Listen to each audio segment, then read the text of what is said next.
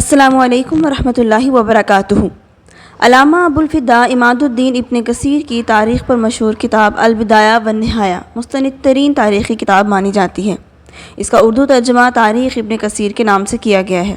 اس کتاب میں تخلیق کائنات، تخلیق مخلوقات، انبیاء اور اقوام کے واقعات اور جنت و دوزخ کی کیفیات کو حدیث اور قرآن کی روشنی میں بیان کیا گیا ہے۔ اس کے علاوہ انہوں نے رسول صلی اللہ علیہ وآلہ وسلم کے دور سے لے کر اپنے دور تک کے تمام حالات کا تذکرہ بھی کیا ہے۔ اس کتاب کو مزید دلچسپ بنانے کے لیے اس سیریز میں آپ کے لیے آڈیو لیکچرز ریکارڈ کیے گئے ہیں اور سمجھانے کے لیے تصاویر، ڈائیگرامز اور نقشہ جات سے مدد لی گئی ہے، تاکہ پڑھنے سے زیادہ دیکھنے اور سننے میں دلچسپی رکھنے والے لوگ اس سے فائدہ اٹھا سکیں، اور مصروفیت کی وجہ سے مطالعہ نہ کر سکنے والے لوگ بھی اپنے کام کے دوران اس کتاب کو سن سکیں۔ اگر پسند آئے تو ہماری اس کوشش کو سپورٹ کیجیے گا اور دعاؤں میں یاد رکھیے گا۔ ایپیسوڈ 17 مضمون تخلیق سماوات اور ان میں موجودات سے متعلق مزید آیات قرآنی، حصہ سوم۔ رسول اکرم صلی اللہ علیہ وآلہ وسلم نے ایک دن حضرت ابو ذر رضی اللہ تعالیٰ عنہ سے دریافت فرمایا کہ آیا وہ جانتے ہیں کہ سورج غروب ہونے کے بعد کہاں جاتا ہے؟ تو انہوں نے عرض کیا، اللہ اور اس کا رسول ہی جانتے ہیں۔ ان سے یہ سن کر آپ صلی اللہ علیہ وآلہ وسلم نے فرمایا، وہ سورج مغرب میں غروب ہو کر عرش کے نیچے چلا جاتا ہے اور اللہ تعالیٰ کی اجازت سے اسے سجدہ کرتا رہتا ہے، لیکن اس خیال سے کہ شاید اس کا سجدہ قبول ہوا یا نہیں، بار بار اس سجدے کی تکرار کرتا رہتا ہے۔ اور یہی مفہوم اس آیت شریفہ کا بھی ہے، وَالشَّمْسُ تَجْرِي لِمُسْتَقَرٍّ لَهَا ذَلِكَ تَقْدِيرُ الْعَزِيزِ الْعَلِيمِ، اور سورج چلتا ہے اپنے ٹھہراؤ کے لیے، اور یہ حکم ہے زبردست علم والے کا۔ اس بات کا ذکر اللہ تعالیٰ نے تخلیق کائنات کی ابتدا کے سلسلے میں بھی فرمایا ہے، جس کی تفسیر مختلف تفاسیر میں موجود ہے۔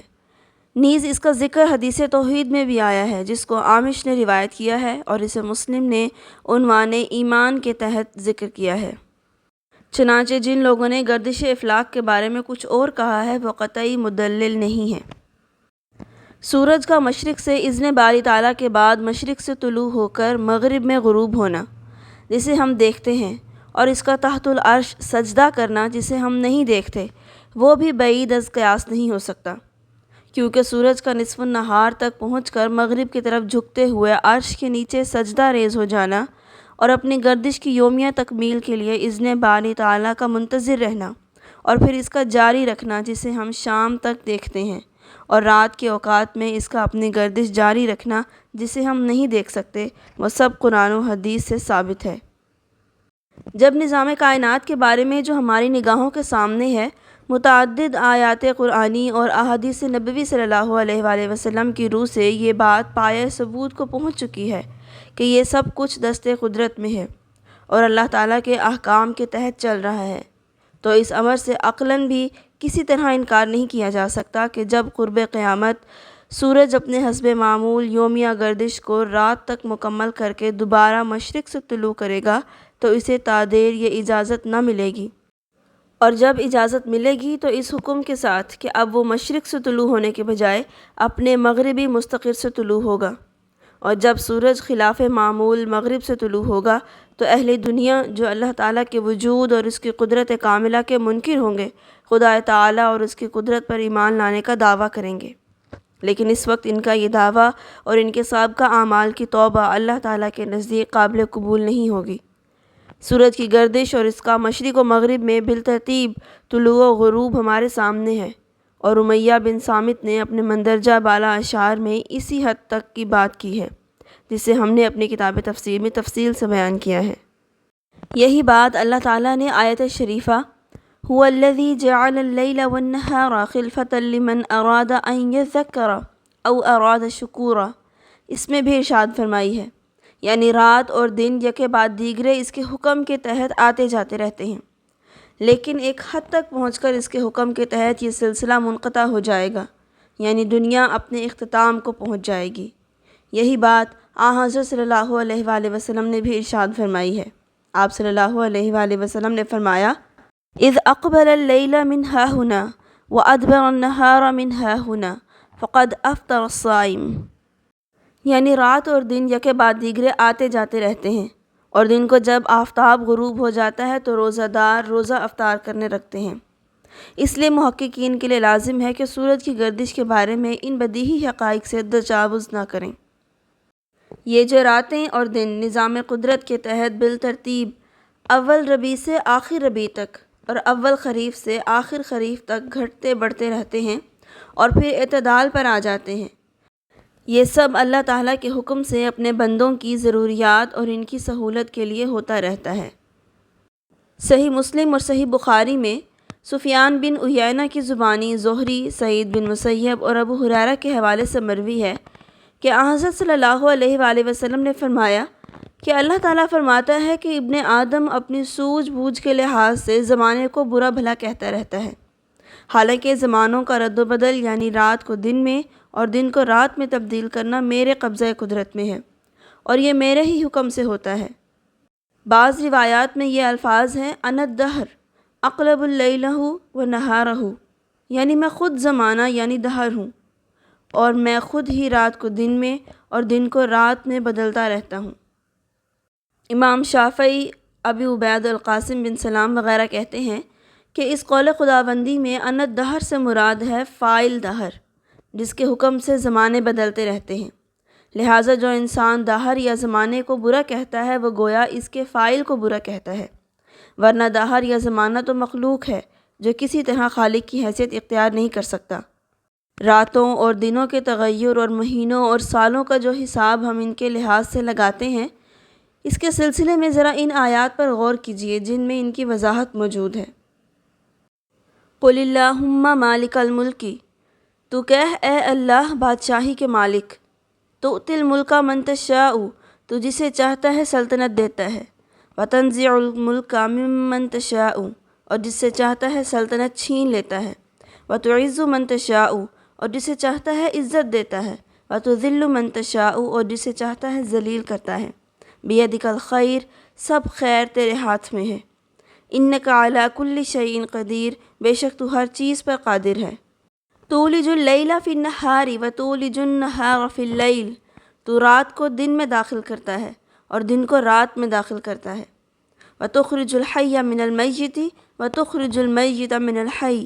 اور تو زندہ کو مردہ سے نکالتا ہے اور مردہ کو زندہ سے نکالتا ہے، وترزق من تشاء بغیر حساب، اور تو جسے چاہتا ہے بے حساب رزق دیتا ہے۔ اس کے علاوہ اللہ تعالیٰ کا ارشاد ہے هو الذی جعل الشمس ضیاء والقمر نورا، وہی ہے جس نے سورج کو روشنی اور چاند کو نور بنایا، وقدرہ منازل، اور چاند کے لیے منزلیں مقرر کیں،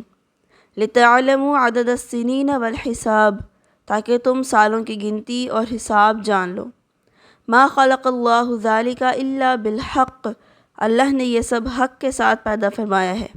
یفصل الآیات لقوم یعلمون، وہ علم والوں کے لیے تفصیل سے نشانیاں بیان کرتا ہے۔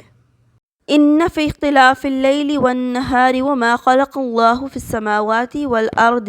لآیات لقوم یتقون،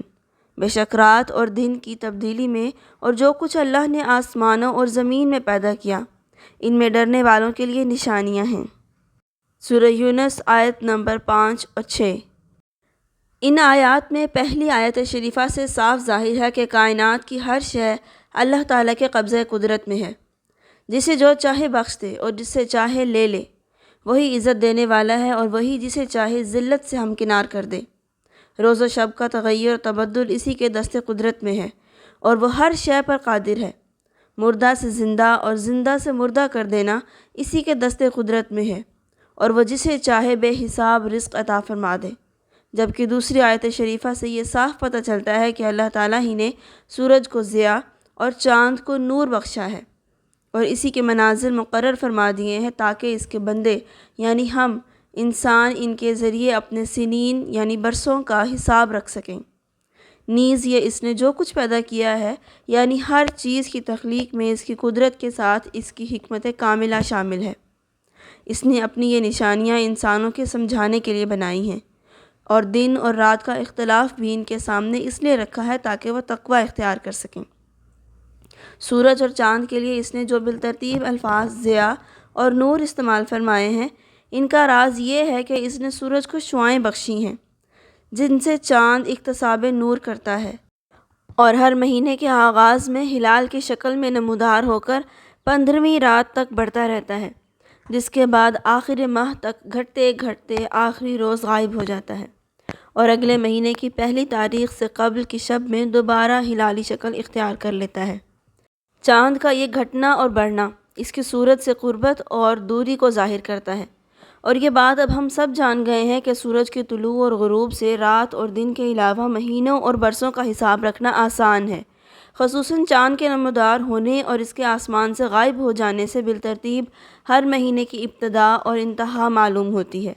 جیسا کہ ایک جگہ قرآن میں خود ارشاد فرمایا گیا ہے وَجَعَلْنَا اللَّيْلَ وَالنَّهَارَ آیتین فَمَحَوْنَا آیَةَ اللَّيْلِ وَجَعَلْنَا آیَةَ النَّهَارِ مُبْصِرَةً لِتَبْتَغُوا فَضْلًا مِّن رَّبِّكُمْ وَتَعْلَمُوا عَدَدَ السِّنِينَ وَالْحِسَابَ وَكُلَّ شَيْءٍ فَصَّلْنَاهُ تَفْصِيلًا۔ اور ہم نے رات اور دن کو 2 نشانیاں بنایا، تو رات کی نشانی مٹی ہوئی رکھی اور دن کی نشانی دکھانے والی کہ اپنے رب کا فضل تلاش کرو اور برسوں کی گنتی اور حساب جانو، اور ہم نے ہر چیز خوب جدا جدا ظاہر فرما دی۔ سورہ بنی اسرائیل آیت نمبر 12۔ ہم نے یہ سب باتیں ان آیات کی تفسیر کرتے ہوئے اپنی کتاب تفسیر میں تفصیل سے بیان کی ہیں۔ آج تک کے لیے اتنا ہی، اسی مضمون کا چوتھا حصہ اگلی ایپیسوڈ میں انشاءاللہ۔ تب تک اپنا خیال رکھیے گا۔ اللہ حافظ۔